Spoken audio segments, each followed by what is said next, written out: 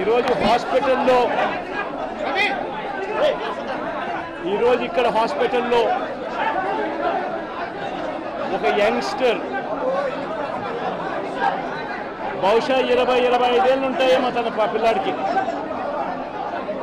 ఆ 20 ఏళ్ళ పిల్లాడిని ఎందుకు నిర్దాక్షిణ్యంగా కొట్టారో కూడా తెలియదు.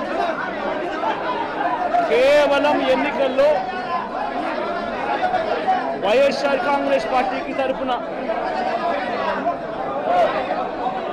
తాను ఓటు వేశాడని, వైఎస్ఆర్ కాంగ్రెస్ పార్టీకి సంబంధించిన కుటుంబానికి చెందిన వ్యక్తిని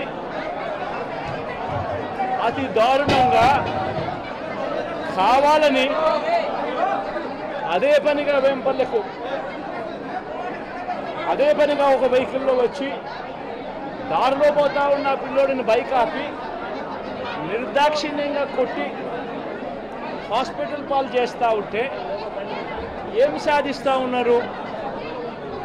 ఇంతవరకు పులివెందుల్లో ఎప్పుడు ఇలాంటి సాంప్రదాయం లేదు. ఎన్నో ఎన్నికల్లో చేశారు, ఎప్పుడు పులివెందుల్లో ఇలాంటి సాంప్రదాయం లేదు. ఎన్నికలు అయిపోయిన తర్వాత ఓటు వేయని వారిని కొట్టే కార్యక్రమం ఎప్పుడు జరగల. రాష్ట్ర వ్యాప్తంగా కూడా ఒక భయాందోళన వాతావరణం క్రియేట్ చేయడం కోసం అని రాష్ట్ర వ్యాప్తంగా ఇదే చేయిస్తూ ఉన్నారు దగ్గరుండి. ఏం సాధిస్తారు దీనివల్ల? మీరు వేసే ఈ బీజం చేసే ఈ చెడు సాంప్రదాయం రేపొద్దున మళ్ళీ తెలుగుదేశం పార్టీ కార్యకర్తలకి చుట్టుకుంటుంది. చంద్రబాబు నాయుడు అనుకుంటా ఉన్నాడు తానేదో ఈ మాదిరిగా చేసి భయాందోళన క్రియేట్ చేసి వైఎస్ఆర్ కాంగ్రెస్ పార్టీకి ఓటు వేసిన వాళ్ళని కొట్టడం వల్ల ఒక తెలియని ఆనందం తనలో ఏదో పొందాలని చెప్పి అనుకుంటా ఉన్నాడు.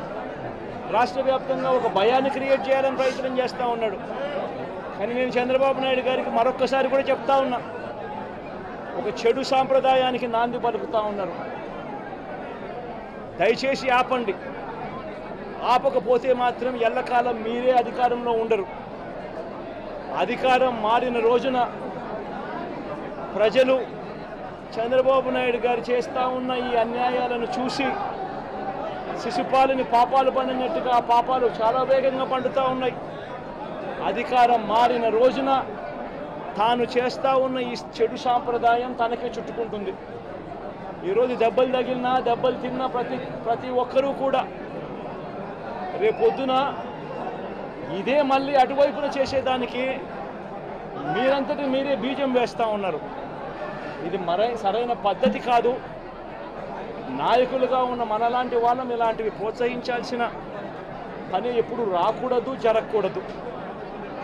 దయచేసి చంద్రబాబు నాయుడు గారికి ఇప్పటికైనా చెప్తా ఉన్నా, చంద్రబాబు నాయుడు గారిని హెచ్చరిస్తూ ఉన్నాను, మరొక్కసారి మళ్ళీ హెచ్చరిస్తూ ఉన్నాను, ఇది కరెక్ట్ సాంప్రదాయం కాదు, దయచేసి దీన్ని ఆపమని చెప్పి. నిజంగానే ఒకసారి మీరు కూడా వెళ్ళి ఒకసారి చూడండి. ఒకసారి ఏం పాపం చేశాడు నా పిల్లోని, ఎందుకు కొట్టారు, ఏం పాపం చేశాడని కొట్టారు. ఒకసారి హాస్పిటల్లో కూడా ఒకసారి చూడండి. ఒకసారి 90 మంది పిల్లలు ఇక్కడ జాయిన్ అయ్యారు. మధ్యాహ్న భోజనం పథకం సరిగ్గా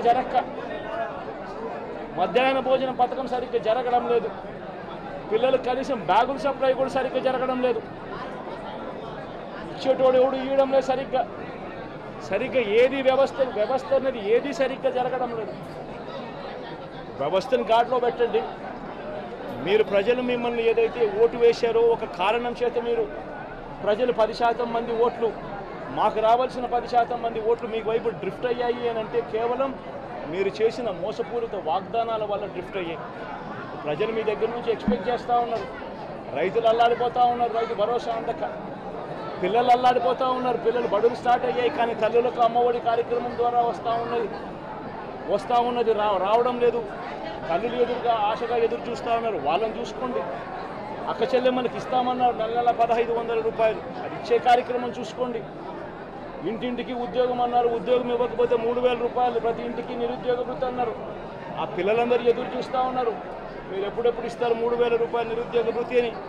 అది చూసుకోండి. ఇటువంటి ఏవి కూడా మంచి కార్యక్రమాలు ఏవి కూడా చేయకుండా రాష్ట్ర వ్యాప్తంగా భయాందోళన మాత్రమే క్రియేట్ చేసే దుర్బుద్ధిని చేసే దుశ్చర్యను ఆపండి అని మరొక్కసారి హెచ్చరిస్తూ చెప్తా ఉన్నాం. శిశుపాలను పాపాలు పండినట్టుగా వేగంగా జరుగుతూ ఉన్నాయి. తన పాపాలు పండడం అన్నది కూడా తను మర్చిపోదని సందర్భంగా మరొక్కసారి చెప్తా ఉన్నాం.